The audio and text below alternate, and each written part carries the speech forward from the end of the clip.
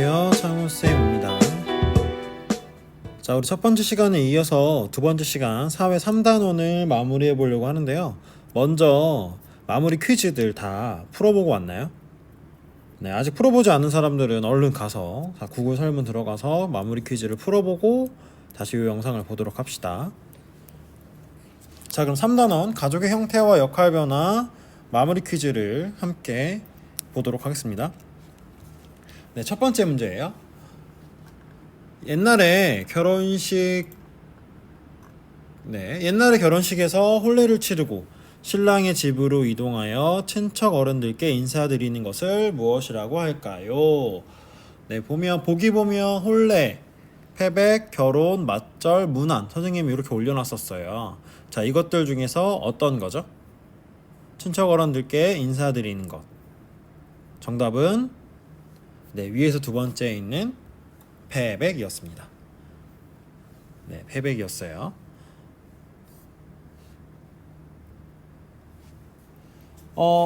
저희 패백과 관련해서는 교과서 99쪽에 있어요. 교과서 99쪽에 적혀 있으니까 기억나지 않는 사람들은 교과서 99쪽을 다시 한번 확인해 보도록 합시다.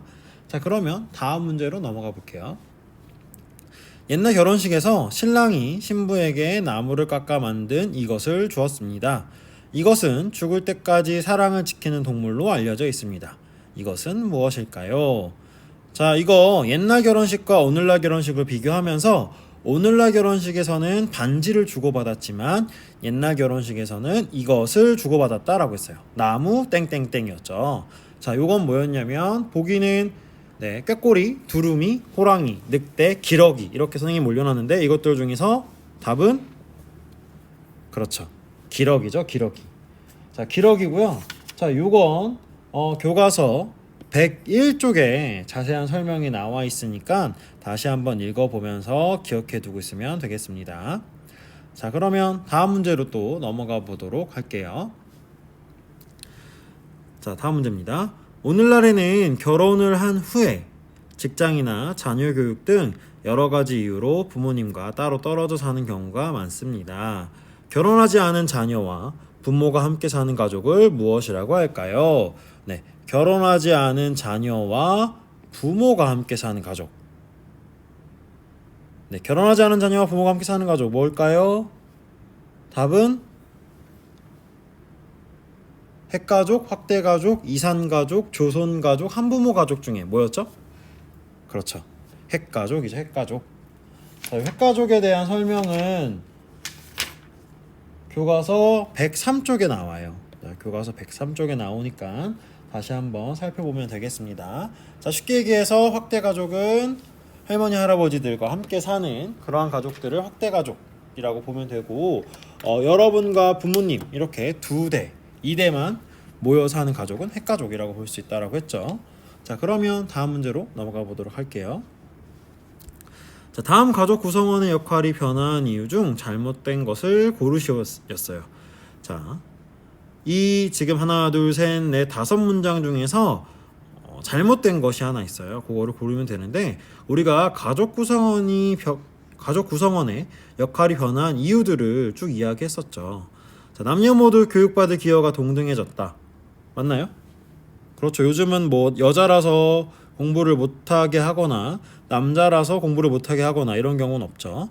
남녀 모두 사회활동의 기회가 동등해졌다. 이것도 그렇죠. 맞는 이야기고 아이의 의견도 존중해줘야 한다는 인식이 높아졌다. 자, 이것도 선생님이 학습지를 통해서 이야기했던 내용입니다. 자, 가족 구성원의 역할은 성별에 따라 정해져 있다는 인식이 높아졌다. 자, 맞는 말인가요? 우리 지금 가족 구성원의 역할이 성별에 따라서 정해져 있다 라고 생각하나요? 아니죠. 요즘엔 성별에 따라서 정해져 있지 않다라고 생각을 하죠. 다 똑같다. 남자든 여자든 가족 구성원의 역할을 하는 데는 어떠한 특정하게 정해져 있는 역할은 없다. 남녀가 평등하다는 의식이 높아졌다도 맞죠. 그래서 선생님이 이 생각이 가장 중요하게 변화된 생각이다라고 이야기했었어요. 자, 그래서 가족 구성원의 역할은 성별에 따라 정해져 있다는 인식이 높아졌다라는 말이 잘못된 거니까 요거를 골랐으면 됩니다. 자, 그러면 다음 문제로 넘어가 보도록 할게요. 자, 오늘날에는 다양한 가족 형태를 지닌 가족들이 살아가고 있습니다. 다양한 가족 형태 중 국제결혼 등을 통해 국적이 다른 가족으로 구성된 가족의 형태를 무엇이라고 할까요? 자, 국제결혼처럼 국적이 다른 가족들이 구성된 다문화 가족, 한부모 가족, 조손 가족, 핵가족, 1인 가족 중에서 답은 그렇죠. 다문화 가족이었어요. 다문화 가족. 그래서 선생님이 그때 다문화 가족 이야기하면서 슈퍼맨이 돌아왔다 보여줬었죠. 우리가 흔히 외국에서 우리나라로 일하러 들어오신 분들, 그래서 뭐 가정 형편이 어렵다거나 좀 힘들게 사는 친구들을 다문화 가족이라고 생각하는데, 사실 그런 것뿐만 아니라 그렇게 편견을 가지고 있으면 안 되고, 그냥 국적이 다른 국제 결혼을 통해서 만들어진 가족들을 다 다문화 가족이라고 한다라는 이야기를 했었습니다. 그러면서 이 다문화 가족의 어떤 장점은 우리나라 말뿐만 아니라 부모님들 두 분 중에 한 분이 갖고 있는 언어도 함께 배울 수 있기 때문에 그러한 장점들도 가지고 있다. 이중 언어의 장점도 가지고 있다. 이런 이야기들 우리가 영상으로도 이야기했고 선생님이 수업 시간에도 이야기했던 거 기억날 것 같습니다. 자, 다문화 가족에 대한 내용은 뭐 쭉 나오는데요. 특히 우리가 어디서 봤었냐면 네, 다문화 가족은 교과서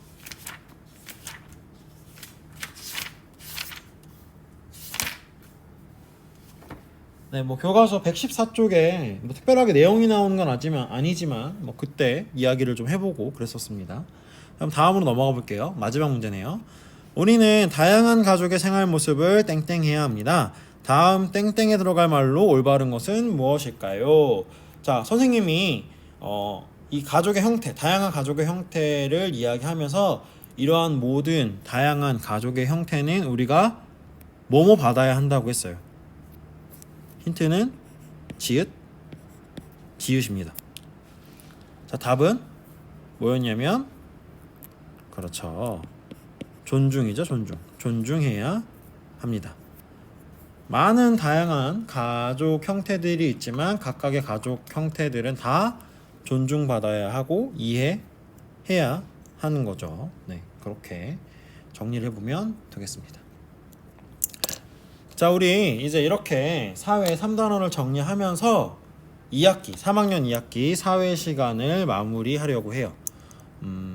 코로나 때문에 학교에서 공부한 시간보다 오히려 집에서 온라인으로 공부한 시간이 더 많았던 그러한 시간이었던 것 같아요.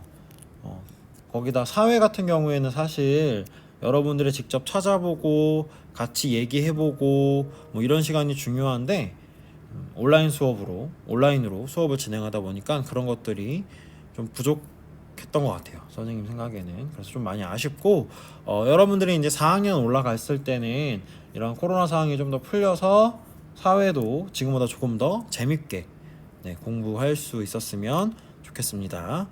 자, 그러면 사회 시간 고생 많았고요. 자, 오늘 수업은 이것으로 마치도록 하겠습니다. 고생했어요. 오늘은 여기까지.